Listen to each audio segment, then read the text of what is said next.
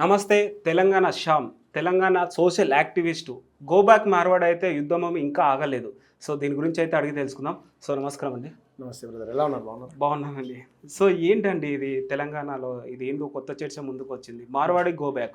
మార్వాడిస్ ఏమంటున్నారంటే మేము ఎందుకు వెళ్ళాలి, మేము ఏమైనా పాకిస్తాన్ వల్ల, మేము తెలంగాణ ఉద్యమం స్టార్ట్ అయినప్పటి నుంచి మేము ఇక్కడే ఉన్నాం, తెలంగాణకి అనేక ఫండ్లు కూడా ఇస్తున్నాం అనేసి అంటున్నారు. సో వాళ్ళు ఎందుకు వెళ్ళాలని కూడా క్వశ్చన్ చేస్తున్నారండి. మేమేమంటున్నామంటే మార్వాడి గో బ్యాక్ అంటే ఇది ఇంగ్లీష్ వర్డ్, అంతేనా? ఎస్. తెలంగాణ ఉద్యమంలో తెలంగాణ ఉద్యమం జరిగినప్పుడు నీళ్లు నిధులు నియామకాల పేరుతో ఉద్యమం జరిగింది. మీలాంటి జర్నలిస్టులు కూడా ఉద్యమంలో భాగమయ్యారు. చాలామంది ఇప్పుడు వ్యతిరేకించిన వాళ్ళు ఉన్నారు, సమర్థించినటువంటి వాళ్ళు కూడా ఉన్నారు. మేమేమంటున్నాం, వాళ్ళు కరెక్షన్ చేసుకోవాలి. ఈ ఉద్యమానికి మార్వాడి గో బ్యాక్ అనేది ఒక టైటిల్, ఒక నినాదం మాత్రమే, ఒక స్లోగన్ మాత్రమే.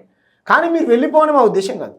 ఎస్, మీరన్నట్టు ఎవరెక్కడైనా బతకొచ్చు. ఇది ప్రజాస్వామ్య దేశం.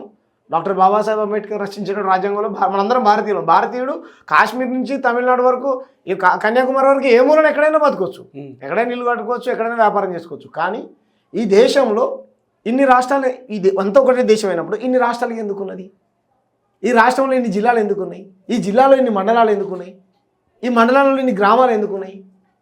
ఎస్, అధికార వికేంద్రీకరణ. గ్రామానికి సర్పంచ్ ఎందుకున్నాడు, నియోజకవర్గానికి ఎమ్మెల్యే ఎందుకున్నాడు, జిల్లాకు మంత్రి ఎందుకున్నాడు, రాష్ట్రానికి ముఖ్యమంత్రి ఎందుకున్నాడు?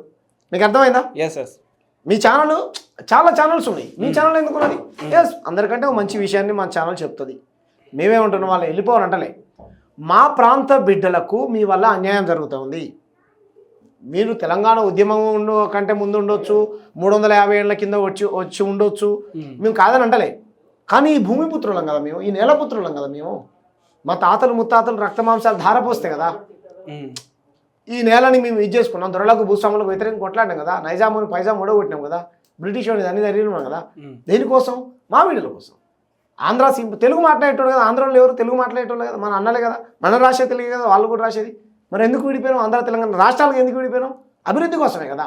ఎస్, మేము తెచ్చుకున్నటువంటి తెలంగాణలో మీ పెట్టుబడులు ఎక్కువైపోయినాయి. మార్వాడి గుజరాత్కి సంబంధించినటువంటి వ్యక్తులు మీరు పెట్టుకోండి, తప్పలేదు. కానీ మా తెలంగాణ స్థానిక వ్యాపారస్తుడు మీ వల్ల ఇబ్బంది పడుతున్నాడు. తెలంగాణ కుల వృత్తులు చేసుకునేటువంటి వాళ్ళు మీ వల్ల ఆత్మహత్యలు చేసుకుంటా ఉన్నారు. తెలంగాణలో ఉన్నటువంటి వైశ్యులు గ్రామాలను వదిలిపెట్టి అడ్డ మీద కూలీలుగా వలస వెళ్ళిపోతూ ఉన్నారు. ఇది మా పాయింట్. నెంబర్ 1, మీరు వచ్చి ట్యూబ్లైట్ షాప్ మీరే పెట్టుకుంటారు, స్వీట్ షాప్ మీరే పెట్టుకుంటారు, బ్యాంగిల్ షాప్ మీరే పెట్టుకుంటారు, పెయింట్ షాప్ మీరే పెట్టుకుంటారు, ప్లంబింగ్ షాప్ మీరే పెట్టుకుంటారు, బంగారం షాప్ మీరే పెట్టుకుంటారు, వెండి దుకాణం మీరే పెట్టుకుంటారు, పావు బాజీ, కచోరీ, దాల్ బాటి అన్నిట్లో మీరే పెట్టుకుంటే తెలంగాణ వ్యాపారుడు ఏం పని చేయాలి? కాబట్టి మేమేమంటున్నాం, నిజంగా ఈ నేల మీద నీకు ప్రేమ ఉంటే నీ అన్ననో, నీ తమ్మునో, నీ బావనో, నీ బామర్దినో కాకుండా ఈ తెలంగాణ వాడు కూడా నా వాడే, ఈ నేల నీది ఫీల్ అయినప్పుడు ఈ మనిషి కూడా నీ వాడని ఫీల్ అవ్వాలి కదా. వాడిని అభివృద్ధిలోకి తీసుకొనిరా. మనం కేంద్రానికి 100 రూపాయలు పన్నులు కడితే 43 రూపాయలు మాత్రమే మనకి ఇచ్చి 57 రూపాయలు మిగతా రాష్ట్రాలకు ఎందుకు తీసుకొని పోతున్నావు? అక్కడ పేదరికం ఉన్నది, ఇదంతా దేశం కాబట్టి పేదరికం ఉన్న దగ్గర ఖర్చు పెడతా అంటున్నావు కదా. రైట్, నీకు కూడా బాధ్యత ఉంటే కనుక ఇక్కడ ఉన్నటువంటి వ్యాపారాన్ని ప్రోత్సహించు. అది కదా అభివృద్ధిలో భాగం, అది కదా దేశ భక్తి అంటే. ఇది మా పాయింట్. మీకు అర్థమైందా? అర్థమైంది.